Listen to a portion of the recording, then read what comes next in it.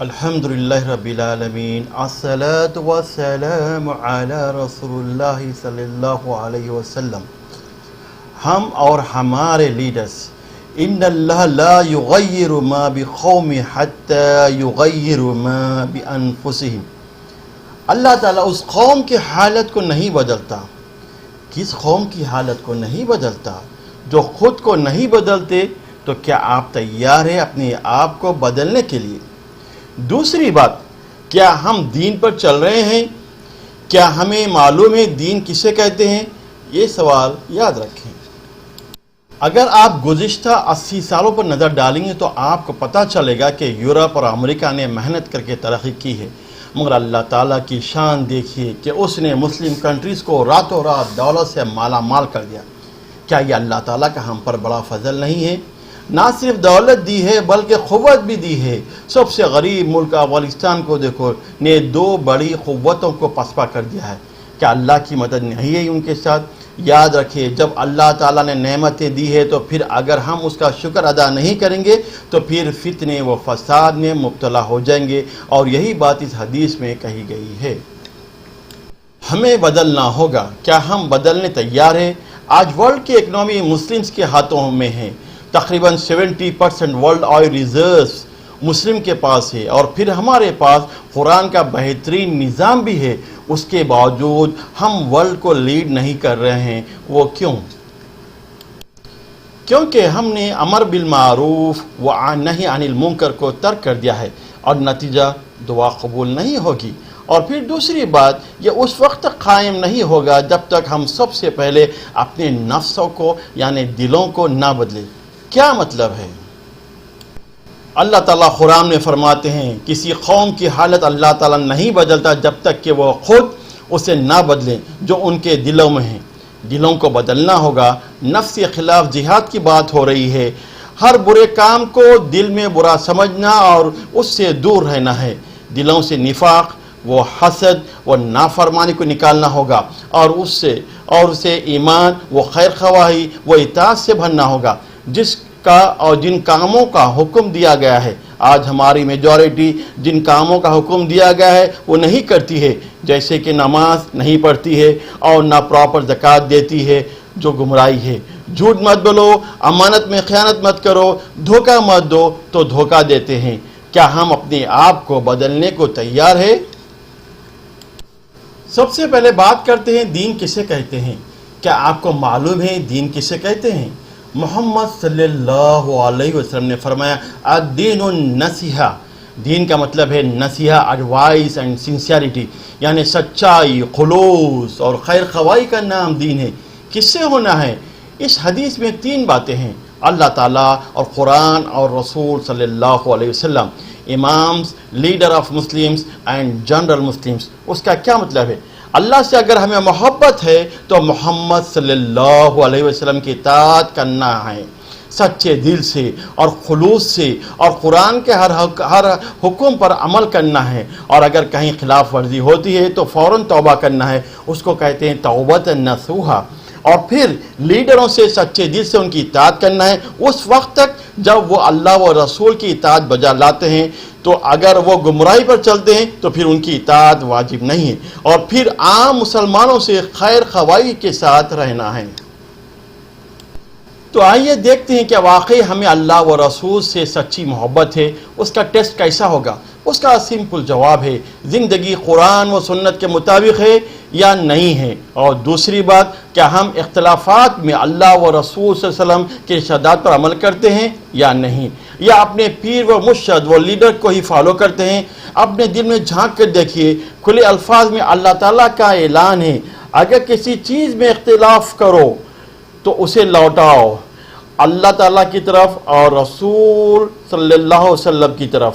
یا ایھا الذین آمنوا اطیعوا اللہ واطیعوا الرسول واولی الامر منکم فإن تنازعتم فی شیء فردوہ الی اللہ والرسول۔ ہمیں ہر ڈسپیوٹس میں اللہ و رسول کی طرف ہی لوٹنا ہے، مگر افسوس آج ہم ہر ڈسپیوٹ میں اللہ و رسول صلی اللہ علیہ وسلم کی طرف لوٹنے کے بجائے اپنی جماعت و پارٹی کی طرف لوٹتے ہیں، جو غلط بات ہے۔ اگر کوئی دیوبندی اگر کوئی دیوبندی ہے تو دیوبندی کی طرف، اگر بریلوی ہے تو بریلوی کی طرف، اور اہل حدیث ہے تو اہل حدیث کی طرف لوٹتے ہیں، جو غلط بات ہے۔ آپ ان کے پاس کتنے بھی صحیح احادیث پیش کرو، یہ لوگ ماننے کو تیار نہیں۔ اور دوسری بات، اپنی جماعت و پارٹی کو ہی حق پر سمجھتے ہیں اور سارے دوسرے جماعتوں کو گمراہ، جو غلط بات ہے۔ یاد رکھیں، کسی بھی جماعت کے گھر پیدا ہونے سے کوئی گمراہ نہیں ہو جاتا، بلکہ بری بات جب ہوگی جب وہ ان برے کاموں جیسے مسجد میں نماز نہیں پڑھنا، یا زکوٰۃ نہیں دینا، یا حرام مال کھانا، یا دھوکہ دینا، یا پھر شرک و بدعت کے کام کرنا وغیرہ وغیرہ۔ یاد رکھیں، اگر ہم نے اپنی جماعت و پارٹی کو فوقیت دی قرآن و حدیث پر، تو پھر یہ منافقت ہوگی، جیسا کہ اس قرآن کی آیت میں فرمایا گیا ہے۔ ان سے جب کبھی کہا جائے کہ اللہ تعالیٰ کے نازل کردہ کلام کی اور رسول اللہ صلی اللہ علیہ وسلم کی طرف آؤ، تو آپ دیکھ لیں گے کہ یہ منافق آپ سے منہ پھیر کر رکے جاتے ہیں۔ یاد رکھیں، امیر و لیڈر کی اطاعت ہم پر واجب ہے، مگر اندھادھند تقلید نہیں۔ اس لیے عبداللہ بن عمر رضی اللہ تعالیٰ عنہ جب انہوں نے بیعت کی تھی مروان سے، تو یہ شرط لگائی تھی کہ میں تیرا حکم سنوں گا و مانوں گا بھی، بشرطے کہ اللہ تعالیٰ کی شریعت و سنت کے مطابق ہو۔ اس سے پتہ چلا ہے کہ ہمیں لیڈروں کی، اماموں کی اندھادھند تقلید نہیں کرنا ہے۔ یاد رکھیں، اطاعت صرف اور صرف نیک کاموں میں کرنا ہے۔ محمد صلی اللہ علیہ وسلم نے واضح الفاظ میں فرمایا ہے، لا طاعت فی معصیہ انما الطاعت فی المعروف۔ اور یہی بات اس حدیث میں کہی گئی ہے۔ نبی کریم صلی اللہ علیہ وسلم نے فرمایا، میرے بعد کچھ ایسے لوگ بھی تمہارے معاملات کے نگران اور تمہارے حکمران ہوں گے، جو سنت کی روشنی کو بجھائیں گے، بدعت پر عمل پیرا ہوں گے، اور نماز کو افضل وقت سے دیر کر کے پڑھیں گے۔ میں نے کہا، اللہ کے رسول صلی اللہ علیہ وسلم، اگر میں انہیں پاؤں تو کیا کروں؟ آپ صلی اللہ علیہ وسلم نے فرمایا، اے عبد کے بیٹے، مجھ سے پوچھتے ہو کیا کرو گے؟ جو شخص اللہ کی نافرمانی کرے اس کی کوئی اطاعت نہیں۔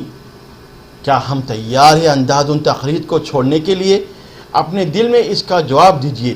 یاد رکھیں، جب تک ہم نہیں بدل لیں گے اپنے آپ کو، تو پھر اللہ تعالیٰ بھی ہماری موجودہ حالت کو نہیں بدلے گا۔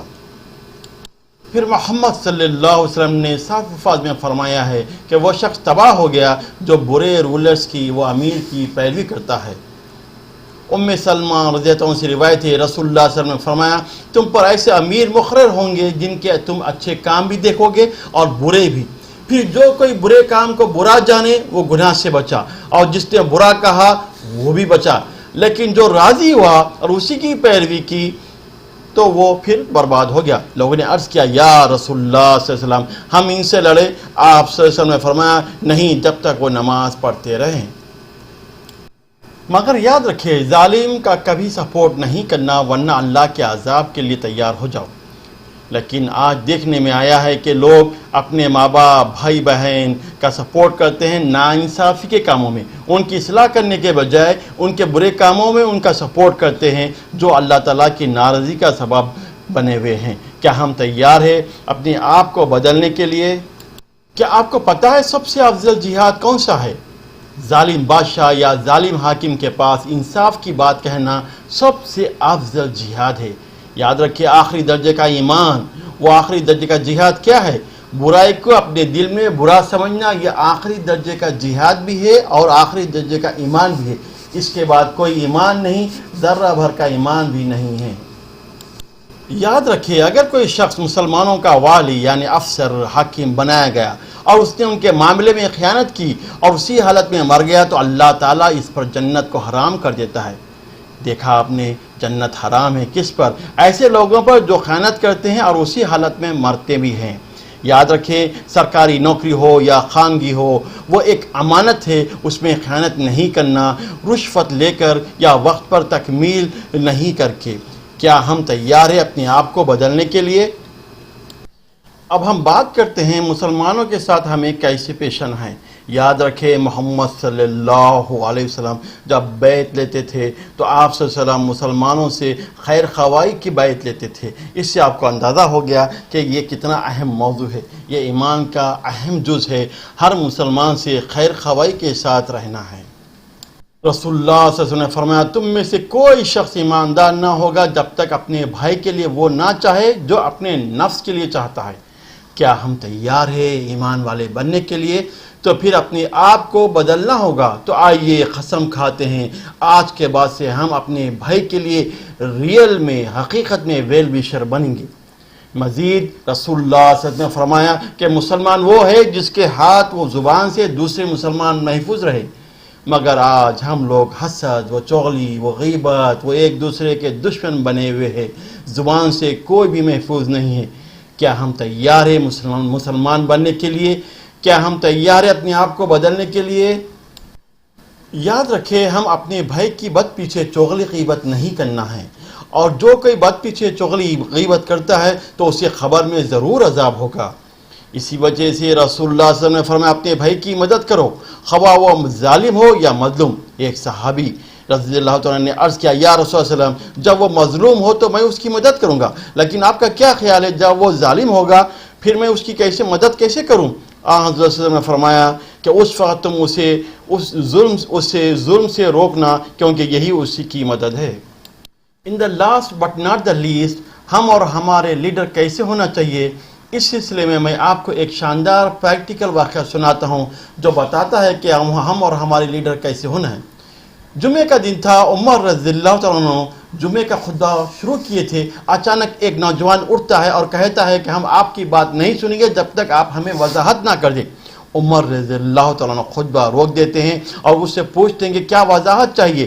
تو پھر وہ شخص کہتا ہے کہ ہر ایک شخص کو بیت المال سے ایک کپڑے کا ایک ٹکڑا ملا ہے، اور میں دیکھتا ہوں کہ آپ کو کپڑے کے دو ٹکڑے کیسے ملے، اس کی وضاحت دیجئے۔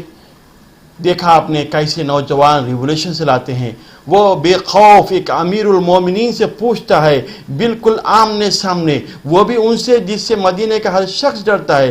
کوئی ایسے نوجوان ہیں آج اس امت میں، مگر آج کے لوگ سامنے کچھ نہیں بولیں گے بلکہ پیچھے بولیں گے، چغلی کرتے ہیں، غیبت کرتے ہیں، لیڈروں سے ڈرتے ہیں۔ ہمیں اپنی جان زیادہ عزیز ہے، سامنے بولنے کی ہمت نہیں ہے، بس چیمپئن بنے ہیں چغلی کرنے کے، غیبت کرنے کے۔ تو پھر اس سے کیا ہوگا؟ کچھ نہیں ہوگا بلکہ معاشرہ اور خراب ہوگا۔